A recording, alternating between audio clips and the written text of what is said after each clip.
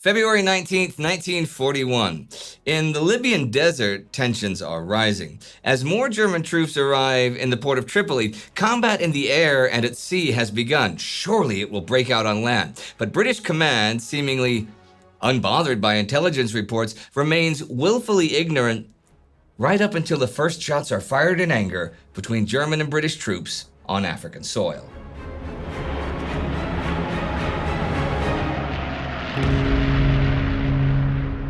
I'm Indy Neidell, and welcome back to our World War II in real-time mini-series about North Africa, bringing to you the story of how what was considered a mere side theater will turn into a decisive battleground of World War II. This week begins with good news, at least for German commander Erwin Rommel. Yesterday and today, the Luftwaffe, the German Air Force, is finally able to put some pressure on the British forces and supply columns near El Agheila. These planes are part of the 10th Fliegerkorps contingent that arrived in Africa last week. With like 60 Junker 87 Stukas and 20 Messerschmitt 110s, dual-engine fighters, it is not an overwhelming force, but more than enough to contend with the local British RAF. Even though the British Hurricanes and other single-engine fighters, like the Submarine Spitfire, made easy pickings of the comparatively sluggish Stukas and 110s over Europe in 1940, they can still get in trouble if faced with overwhelming odds. And at the moment, in the skies over North Africa, that is what they mostly face, since so much British air power has been sent to Greece. Which is the case on the 19th. 23 Stukas take off from the airfield at Castelbenito, some 25 kilometers south of Tripoli. A bit later, 7 Me-110s also take to the skies. The 110s will serve as escorts once the Stukas get closer to the British positions. Soon, the Stukas pounce. Some 4,000 meters above their target, a small village south of Benghazi, the pilots pull the dive lever, roll 180 degrees, and push over into a steep 70 to 80 degree dive. With the infamous Jericho trumpets heralding their attack and the dive brakes extended, the Stukas rapidly pick up speed until they're thundering towards the ground at over 500 kilometers per hour. At an altitude between 450 and 700 meters above ground, with some daredevils going even lower, the Stukas release their payloads and pull out at 5 to 6 Gs. What their pilots do not know is that they are being observed, and not by their escorts. 3 Hurricanes are out on patrol and witness the Stukas in action. The Hurricane pilots, seeing no other enemies, promptly attack the attackers. Given their significantly better maneuverability, air-to-air armament, and speed, one Stuka is soon going down. Then an Australian Hurricane pilot turns around and, to his shock, finds 3 Me-110s on his tail. While the Hurricane has the 110 beaten in some ways, the Germans do have one advantage. The Me-110 is much faster than a Hurricane. The pilot in question, Flight Lieutenant Jacques Perrin, doesn't freeze up though. As one Me-110 strikes from below and sets his gravity tank aflame, he turns quickly and manages to swat one of his attackers out of the sky. However, with his Hurricane battered and bruised, Jacques soon needs to make an emergency landing in the sands below. A second Hurricane is also set on fire mid-flight, last seen crashing by the sea, the pilot presumed killed in action. The outcome of the whole engagement varies depending on whom you ask. The Germans report that 4 or 5 Hurricanes are destroyed, whereas the British only acknowledge the loss of 2 aircraft. The German losses, on the other hand, are not disputed. 1 87 and 1 110. Small engagements like these become an almost daily occurrence, and they are not all. The Luftwaffe and the Regio Aeronautica, the Royal Italian Air Force, also intensified their raids with varying degrees of success on Benghazi, Tobruk, Malta, and supply convoys at sea. But let's look at Malta.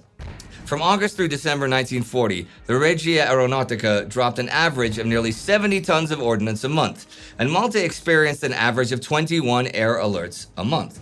From January until May, the average will go up all the way to 92 alerts and an average of 330 tons a month. But it's not just Malta. Also the 19th, the 10th Fliegerkorps units operating out of Sicily, the long-range bombers, Junker 88s and Heinkel 111s, bombed the port of Benghazi and damaged merchant shipping. That is not to say that the Germans are the only ones flying sorties against the enemy. On the night of the 24th, 4 Vickers Wellingtons of 70 Squadron's El Adam detachment, taking off from Benina airstrip, soared towards Tripoli and its port. The 4 planes reached their goal at 3:20 a.m., dropping their payloads from an altitude between 2 and 2.7 kilometers. As intense anti-aircraft fire lights up the night sky, the Wellingtons manage to inflict slight military damage on the city and its port. One supply depot is hit, as is an Italian transport ship. This night, the AA guns miss their mark, and the 4 Wellingtons return unscathed. As in the air, at sea much is also afoot, or afloat, whatever. On February 19th, Predator slips beneath the waves.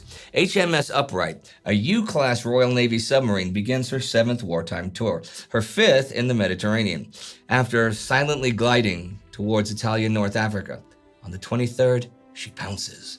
Her first victim is the Italian merchant ship Silvia Tripkovic, carrying Italian M1340 tanks, replacements for the oh-so-terrible, at least according to Rommel, currently in use light tanks. Tripkovic sails the Mediterranean alone, having left her escort, the torpedo boat Generale Carlo Montanari, to aid fellow merchant ship Sabia after a previous attack on her by HMS Ursula. Alone, Tripkovic stands no chance. After one torpedo misses, the second one strikes home, and the Italian ship is quickly swallowed by the depths, with all the tanks going down with the ship. Afterwards, HMS Upright sails on. There is more prey to be had. 2 days later, on the 25th, Upright spots her next victim, or victims. At 02:22 hours, the crew sights 3 ships gliding across the dark surface of the sea. At 02:40 hours, Upright fires 4 torpedoes at the second ship of the line, now identified as a cruiser, and quickly submerges. 1 minute later, a giant explosion echoes out, its force blowing the bow of the cruiser clean off, the magazine set ablaze by one of the torpedoes. The cruiser's company is destroyers Corazziere and Ascari, and they want to avenge their comrades' deaths. What comes next is what all submarine crews, Axis and allies alike, dread: depth charges. Over the next 45 minutes, 12 are dropped and detonate. Luckily for HMS Upright, none of the charges hit the mark, with only 2, numbers 10 and 11, coming anywhere close. At 06:15 hours, Upright returns to periscope depth. After over 5 hours of relentless searching, the Italian destroyers break off pursuit at 8:15. Upright continues prowling, scanning the seas for yet more prey. But who did Upright sink? The Regia Marina's light cruiser Armando Diaz, coming in at about 5,500 tons. She's not exactly the pride of the Italian Navy, but neither is she a kill to be scoffed at. Of her crew, some 130 sailors are rescued, while roughly 500 more encounter a watery death. Thing is, if Upright wanted to inflict the maximum level of hurt on the Italians or Germans, Diaz was the wrong target.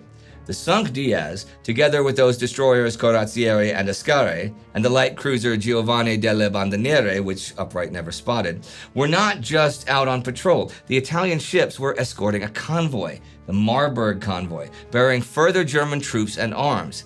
It's a telling snapshot of the broader challenges confronting the Royal Navy and Air Force. The timing of the Grecian diversion was unfortunate because the first convoy carrying German troops to Africa sailed on the 8th of February.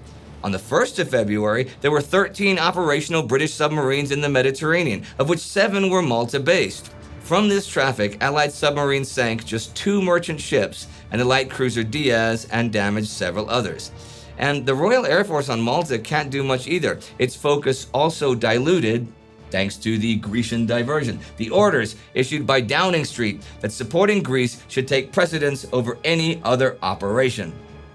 On that note, the Greek situation further develops this week with an official British offer to send in ground troops extended on the 22nd and accepted by Greece on the 23rd.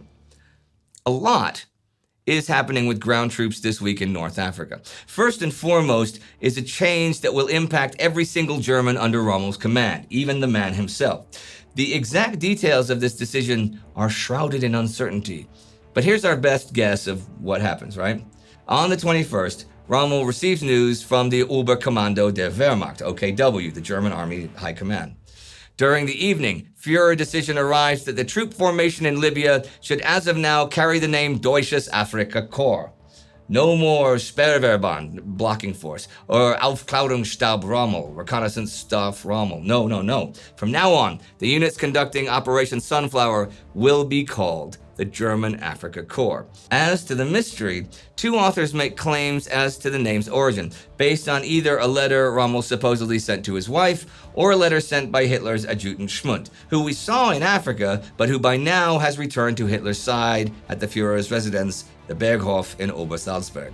In either case, the story goes, the name is a nod of appreciation directly from Hitler to Rommel for his stellar achievements in France, but also from the very beginning of his military career.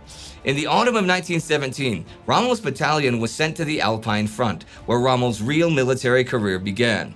There, Rommel showed the qualities that served him, and by extension Hitler, very well in France, and the ones the Führer now hopes will lead Operation Sunflower to success as well.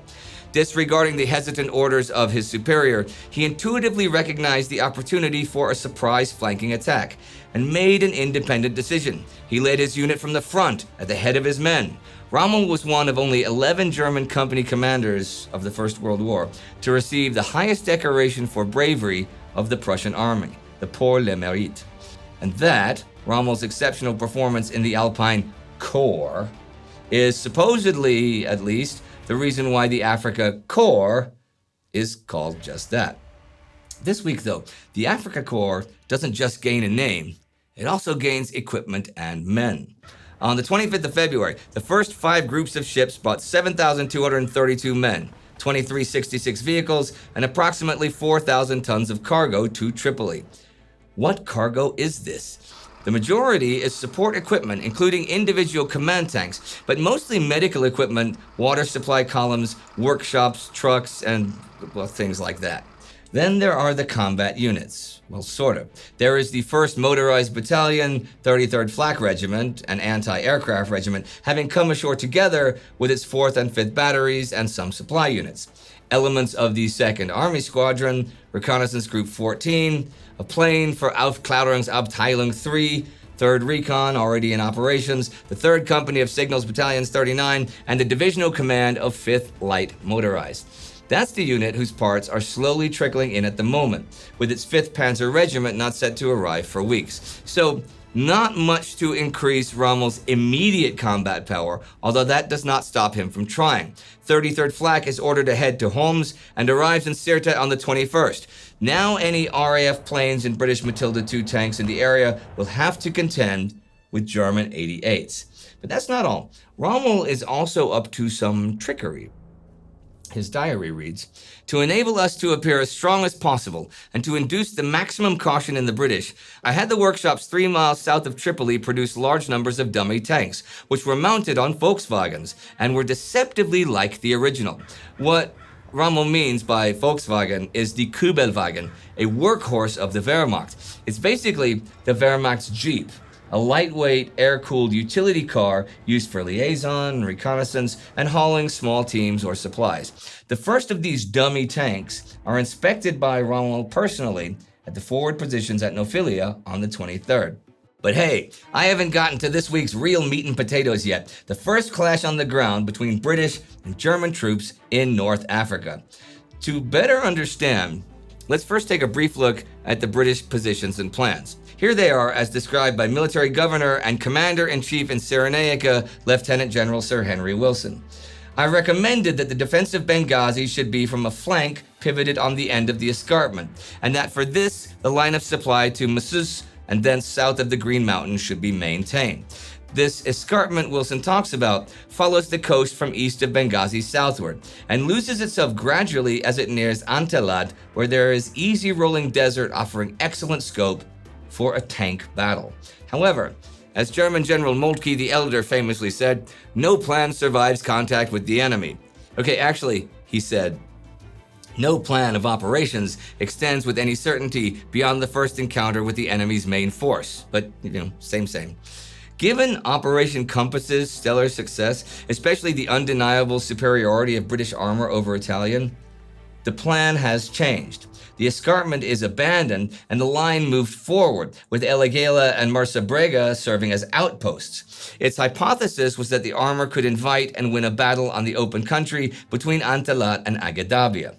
By the 23rd, British command has even issued provisional orders to General Mackay, in command of the force on the frontier, of what to do should the enemy attack.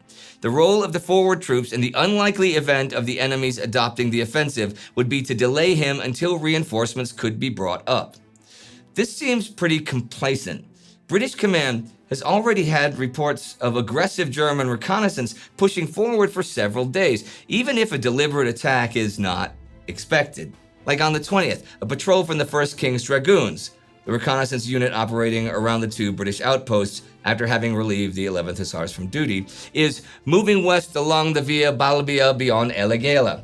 Then, headed in the opposite direction, a similarly sized patrol passes them in the distance. At first, there is confusion and then realization. That isn't a returning British unit. It is an Italo-German patrol from 3rd Recon and Santa Maria Column. While some shots are fired by the Dragoons and the Germans attempt to block the road, neither effort is crowned with success. Then on the 21st, an RAF reconnaissance aircraft reported a possible sighting of a German armored car west of El Agheila. There are also reports of an increase in road traffic in and around Nophilia and the flow of sea traffic into Buerat. This all leads me to the question, how on earth is this what Headquarters Cyrenaica Command sends to General Mackay, also the 23rd? At present, there are no indications that the enemy intends to advance from Tripolitania. His principal effort will probably continue to be made in the air. The answer is likely a combination of distraction, wishful thinking, and a pinch of leadership failure.